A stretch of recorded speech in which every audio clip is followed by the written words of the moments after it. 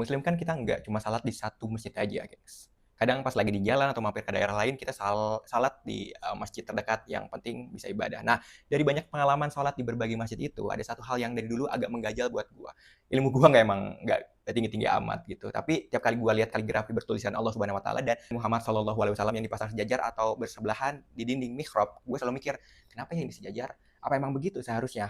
Karena nggak enak nanya langsung sama rasa penasaran itu gue simpen aja, tapi lo tau kan, makin simpen malah makin gatel gitu. Akhirnya gue riset sendiri dan hasilnya ternyata banyak ulama yang bilang hal itu adalah kekeliruan. Nah, gue sampaikan pandangan ulama Syekh Muhammad Al-Utsaimin menjelaskan hal itu tidak pada tempatnya karena menjadikan baginda Nabi seolah setara dengan Allah Subhanahu wa taala.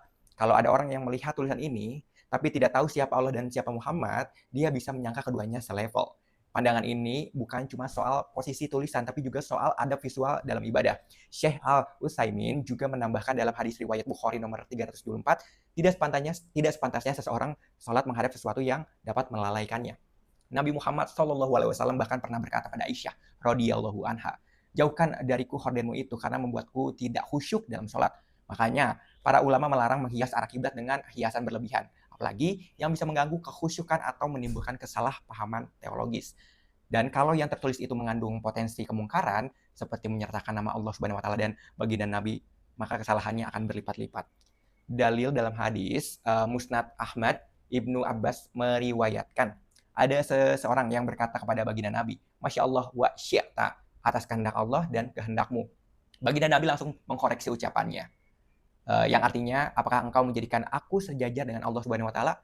Katakanlah, Masya Allahu wahdah, yang artinya atas kehendak Allah saja. Hadis riwayat Ahmad 1.2-1.4 dinilai sahih li ghairihi oleh Syekh Syuaib Al-Arnaud. Hadis ini jelas menunjukkan Rasulullah sendiri menolak segala bentuk kesetaraan simbolik antara dirinya dan Allah Subhanahu wa taala, teman-teman. Lalu kira-kira kenapa tetap ada yang memasang sejajar? Tentu aja, gue juga paham kenapa sebagian masjid masih menulis Allah Subhanahu wa taala dan baginda Nabi Muhammad SAW sejajar. Itu bukan tanpa alasan dan ada juga dalil historis yang sering dijadikan landasan. Misalnya dalam salah satu ceramahnya Ustadz Abdul Somad menyebut kisah Nabi Adam alaihissalam. Ketika Nabi Adam berdoa memohon ampunan kepada Allah, ia menyebut nama Muhammad SAW. Padahal Nabi Muhammad belum lahir.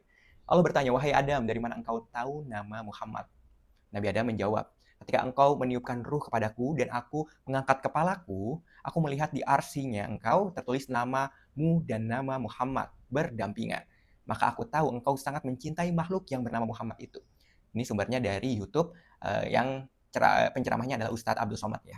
Artinya, penyandingan nama Allah dan Muhammad dalam konteks ini adalah bentuk penghormatan, bukan sebuah penyetaraan ya teman-teman. Nah, sikap gua nih, menurut gua pribadi yang ilmunya masih cetek, dua pendapat ini sama-sama bisa dipahami, tapi gue lebih condong ke sisi kehati-hatian atau sikap preventif.